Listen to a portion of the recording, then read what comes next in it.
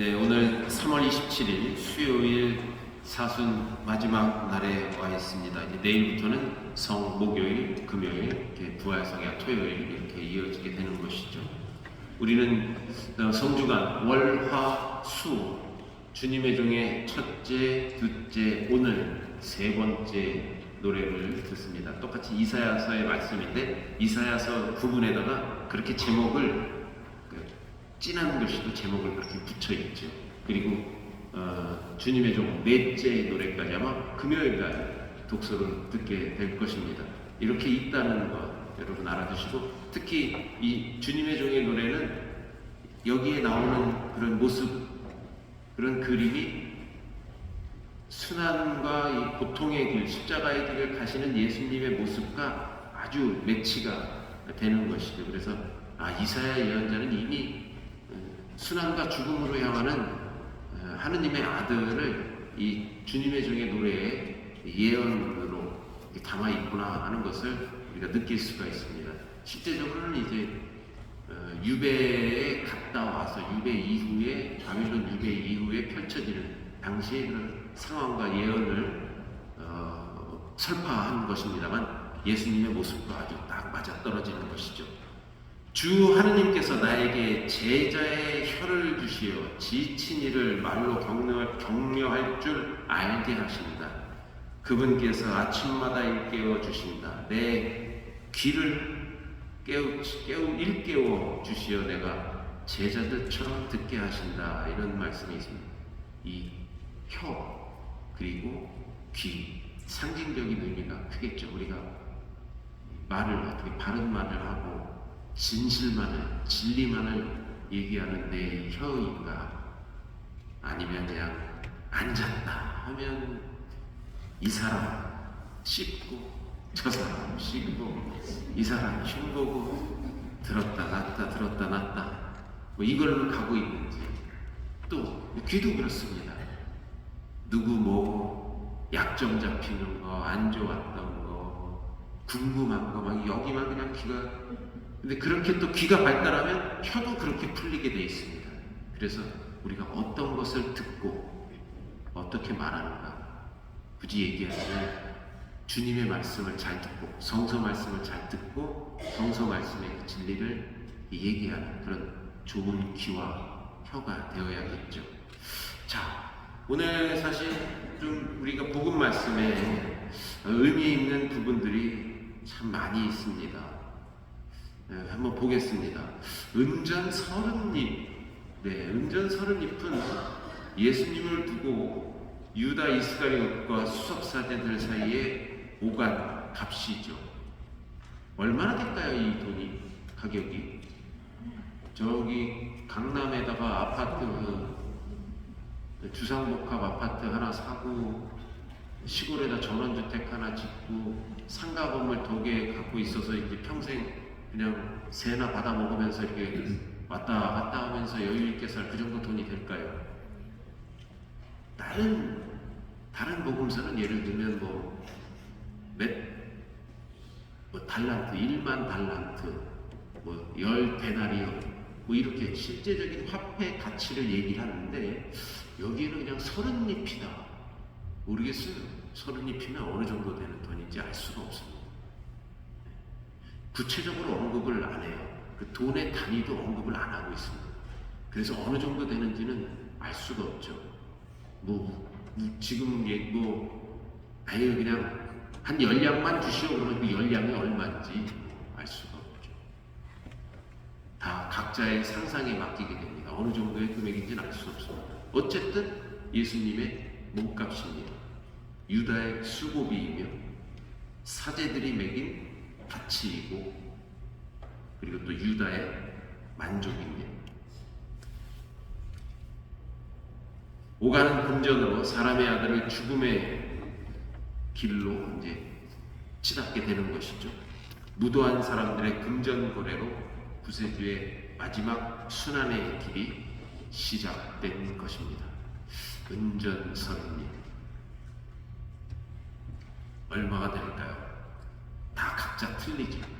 여러분들도 요 돈 나 5천만 원만 있으면 이거 딱 해갖고 그냥 할 텐데. 아니면 어떤 분은 딱 1억만 있으면 이거 집 바꿔서 뭐 이사 가고 이거 땅 좀 사고 뭐 할 텐데. 뭐 그런 가치가 있을 거예요. 나름대로. 아무도 모르죠. 그게 어느 정도인지. 어린아이들한테는 뭐 작은 걸 하나 살 수 있는 뭐 10,000원, 5,000원 이런 가치일 수도 있고, 넉넉한 사람에게는 뭐 1억, 2억이 뭐 별 가치가 없는 사람일 수도 있고, 없는 돈일 수도 있고, 누구에게인가는 1억, 2억은 감히 살아생전에 만질 수도 없는 그런 돈이 될 수도 있습니다. 어쨌든 은전 서른잎이라는 금전적인 것에 의해서 예수님은 죽음으로 가게 됩니다. 그런데 이렇게 얘기를 합니다. 내가 그분을 여러분에게 넘겨주면 나에게 무엇을 주실 작정입니까? 하고 유다가 말을 합니다. 그러니까 사실 이 돈이 오고 간다는 것은 참 많은 것을 생각하게 됩니다. 내가 이만큼 주었으니 너도 나한테 이만큼 뭔가를 좀, 내가 이걸 받았으니 나도 뭔가를 좀 어떻게 해줘야 되지 않나? 사실 그래서 돈이 오고 가는 것은 가까운 부모 자식 간에도 그렇고 참 그렇습니다. 그냥 무조건 편안하거나 아주 기분 좋은 일만은 아닙니다. 그럼에도 돈이 오고 갈 수밖에 없는 그런 게 또 우리 삶의 현실이기도 합니다만, 좀 생각해 볼 것이 많은 그런 부분입니다.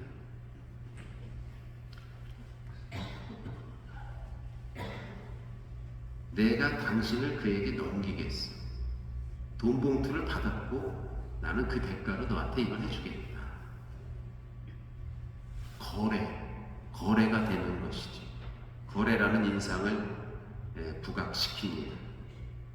사실 성주가 올해부터 계속 복음에 등장하고 있는 이 유다는 참 재미있게도 나와 함께 대접에 손을 넣어 빵을 적시는 자였습니다. 우리식으로 바꿔 얘기하면 밥숟가락 같이 들고 그릇에 담근 것이죠. 같이 찌개 떠먹는 사이에 같은 밥상에서 같이 밥 먹는 사이인데, 밥 먹으면서도 그는 이거 운전 30냥 이걸 어떻게 언제 앞뒤 때를 맞춰서 이 양반을 저쪽에다 밀어놓고 나는 어떻게 해서 도주하고 이 골치 계산을 계속하는 것이죠. 돈 봉투가 오고 가는 사이에 밥이 같은 밥숟가락을 넣었지만 이 머릿속과 여기서는 아주 복잡한 것이죠. 그냥 인간적인 배부름과 따스함으로 내 허기를 채우는 그런 밥숟가락이 될 수가 없겠죠. 가끔 그런 밥숟가락 한 번씩 들어보셨을 거예요. 이게 뭐 살다 보면 밥을 같이 먹긴 하는데 이게 밥값은 누가 내야 되고 내가 이거 어떻게 해야 되고 이게 막 돌아가죠. 이게 참 어쩔 수 없는 이런 현실, 여기에 다 담겨져 있습니다. 이게. 그렇죠? 뭐 제가 뭐 없는 말 하는 얘기는 아니고, 이처럼 같이 밥 먹는 식구인데 그 친밀함을 자신의 욕심과 그릇된 판단으로 말미암아 배신의 길로 넘어갔습니다. 대가를 바라는 거래, 돈. 항상 그 돈이 오고 가는 것에는 그 위험이 노출되어 있고 어떤 기대감이 있고 이런 것이 있다는 것. 거래, 기대, 대가를 바라는 행위, 이런 것이 없을 수는 없지만 이런 것만 노리고 그쪽만 귀와 혀를 굴리면 참 불행해질 수 있다는 것을 우리에게 얘기해 주는 것 같습니다. 자, 또 하나 또 주제는 물론 여기 참 주제가 많이 있어요. 이 안에서 우리가 캐낼 수 있는 저를 건드리는 것들이 많이 있는데, 이 오늘 복음에 또 아무개라는, 거기 성 안에 들어가면 아무개 집에 가보면 그 아무개를 만날 것인데 라고 얘기를 하고 있어요. 아무개. 실제로 글자가 아무개라고 써 있어요. 우리로 치면 뭐 길동이 만날 것인데 길동이 봐라 이거. 이게 재밌어요. 다른 우리가 마테오복음이죠. 이 마테오는 암흑이라고 써 있는데 이 마르코나 루카 복음을 보시면 이게 성서가 재밌는 거예요. 여기도 보고 저기도 보죠. 예수님이 그 도성 안에 들어가면 야 물동이를 메고 가는 사람을 남자를 만날 것이다 이렇게 얘기하고 있어요. 또 뭐 물동이가 왜 나오는지. 물동이를 메고 가는데 그 사람을 만나면 그 사람한테 얘기해라 이렇게 돼 있어요. 마테오는 아주 더 물동이도 사실 특정 인물인지 모르지만 이 오늘 마테오는 그야말로 아무개라는 표현을 하면서 특정 인물을 지칭하지 않고 있어요. 그래서 아무개가 우리 자신일 수 있는 여지를 만들어 놓았다는 것이죠. 순환을 앞두신 예수님께서 마지막 파스카 식사를 하실 자리를 부탁 이렇게 좀 해줄 수 있겠냐 가서 물어봐라 여쭤봐라 한 그 아무개. 그 아무개가 바로 여기 앉아있는 그 정윤섭이한테 가서 좀 한번 물어봐라 이렇게 한다면 글쎄요 오늘의 나라면 어떻게 할까. 우리 예수님과 함께하는 그런 만찬을 준비해야 되지 않겠나. 내일 이제 만찬 미사를 하는 거예요. 그러니까 바로 이 여기 있는 아무개들한테야 내일 만찬 미사들 준비해라 하고 이 요한복음은 꼭 그렇게 얘기를 하는 것 같습니다. 네, 이런 내용들이 사실 저도 굉장히 참고를 많이 했는데 매일 미사책에 그 김혜윤 성서 신학자 수녀님이 쓰신 묵상에 나와 있습니다. 미사 끝나고 한번 더 잘 읽어보시면 이런 내용들을 우리가 쭉 알 수 있죠. 그리고 오늘 아침 제가 보니까 세신교회라는 세신교회 목사님, 세신 몸을 닦는 건가? 세신교회인데 목사님이 이런 얘기를 합니다. 고난주간을 보내고 있습니다. 주님의 십자가를 묵상하며 우리의 삶을 목표와 원칙을 재정립하는 절기입니다. 고대 사회를 주름잡던 세 신이 있었는데 전쟁의 신 마르스, 미의 신 아프로디테, 그리고 재물의 신 맘몬입니다.